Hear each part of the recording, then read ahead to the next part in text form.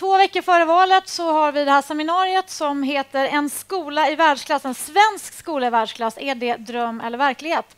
Så här i valtider så blir det ju mycket fokus på ofta en del detaljer. Det kan vara burka, kepsar, betyg i klass 6 eller 7 eller ja, ni vet. Men de här riktigt stora frågorna som handlar om hur vi ska få en skola med bättre kunskap och en skola där som har samma gnista och driv som världen utanför och som helst kan vara ännu lite bättre och även leda samhällsutvecklingen. Hur ska man få den, undrar man ju. En som faktiskt kan svara på den här frågan är dagens hedersgäst Michael Fullan som är skolreformator från Ontario i Kanada. Och innan jag släpper på honom ska jag presentera vår panel som vi har här som strax kommer debattera frågan. Det är Mats Gerdau, moderat, Eva Petrus, Microsoft, Bertil Östberg som sitter vid hästens mun så att säga hos utbildningsminister Jan Björklund, Eva Listerén, Lärarförbundet och Mikael Damberg, socialdemokrat. Så vad de tycker om de här förslagen ska vi få höra alldeles strax. Men now Michael Fullan, I just introduced you as one of the most important school reformers in our time. So please come and tell us all that we need to do. Okay. Thank you very much. And I'm sorry for my back here with the panel, but thank you. And it's obviously a very good timing to come at election time to talk about these ideas.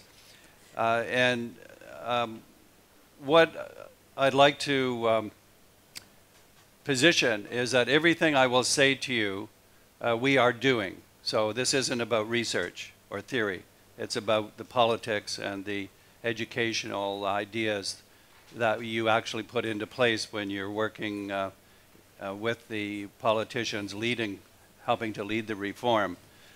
So I want to give, in terms of information, you see that at the bottom of that slide, my website, michaelfullan.ca. You can find books and articles and ideas there. It's very user-friendly. So the slides I use, you can find there as well.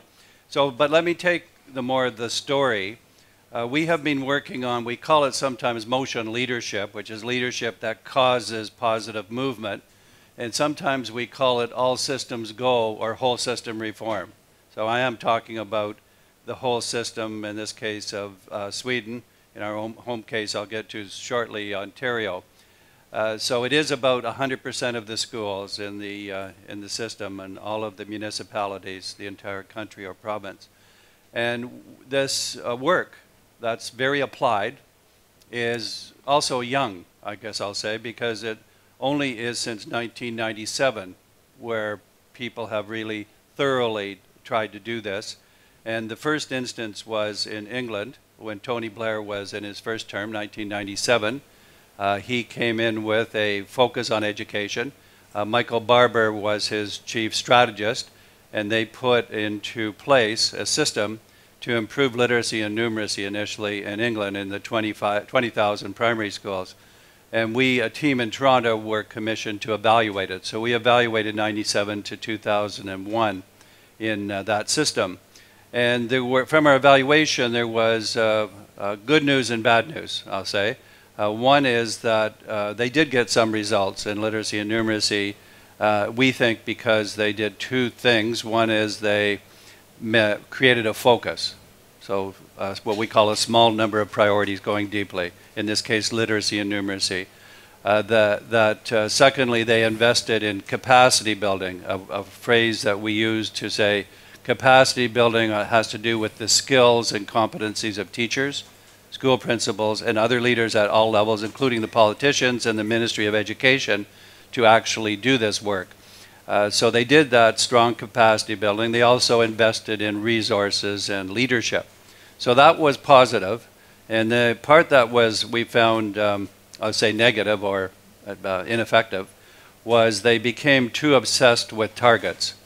We're going, the newspapers all the time was reporting on 75%, 72%. So that became an obsession, and we call it a distractor. Took people away from good things. And secondly, they were too obsessed with negative accountability, Ofsted inspection. So that was our conclusion in 2002 when we gave our final report. And coincidentally, in a good way, there was an election in 2003 in Ontario. And I just say a few words about Canada. There is no federal agency in Canada in education. So each of the 10 provinces are 100% autonomous when it comes to education policy and practice. And in Ontario, we should think of Ontario as a country for the education analysis. And it's similar, I guess I say, in size to Sweden. There are 12 million people in Ontario compared to 10 million. We have 4,900 schools, 4,000 primary, 900 secondary schools. They're organized into 72 districts. 97% of our schools are in the public school system. I know it's different here, but it's the public system that's the main emphasis. When we started in 2003, the new premier who was elected, his name is Dalton McGuinty, and he came in with, very similar to Tony Blair in one emphasis, he said, I want to be an education focus. He did go and look at England just before the election to say, what can we learn from there?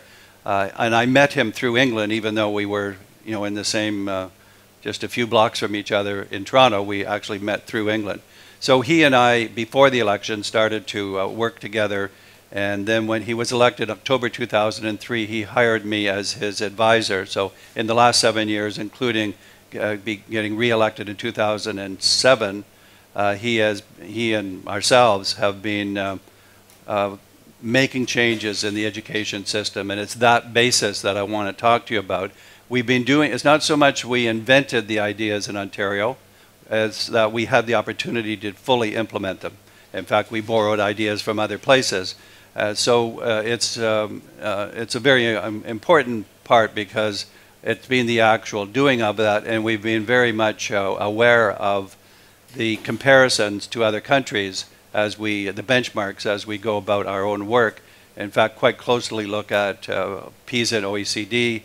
And we have a big conference, actually, when I get home next week on the 13th and 14th of September called Building Blocks for Whole System Reform.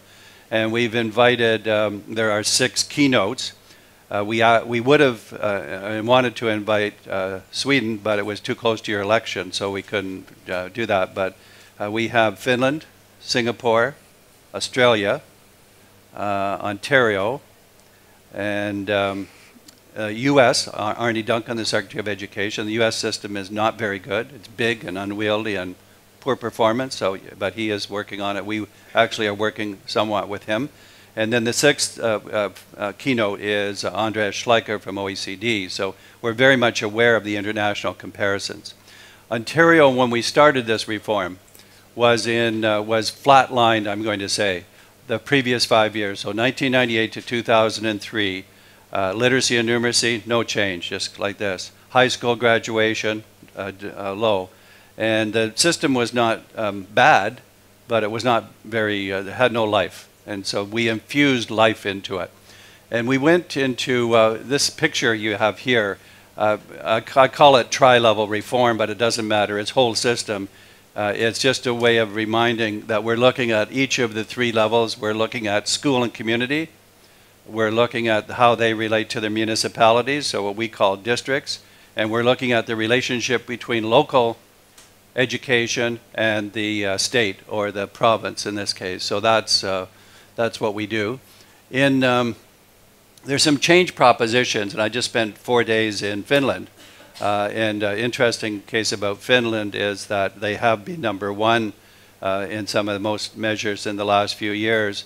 And they will say, and I will say also, they're #1, but they don't really know how they got there.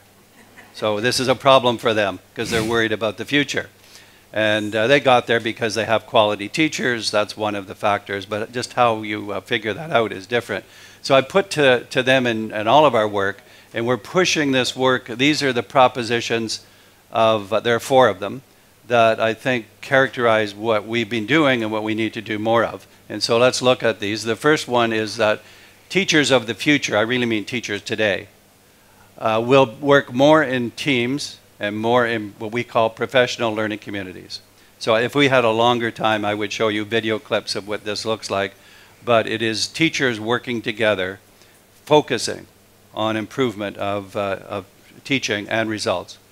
So that's one of four. The second one is that principals of the future will act as instructional leaders more, not just managers of the building.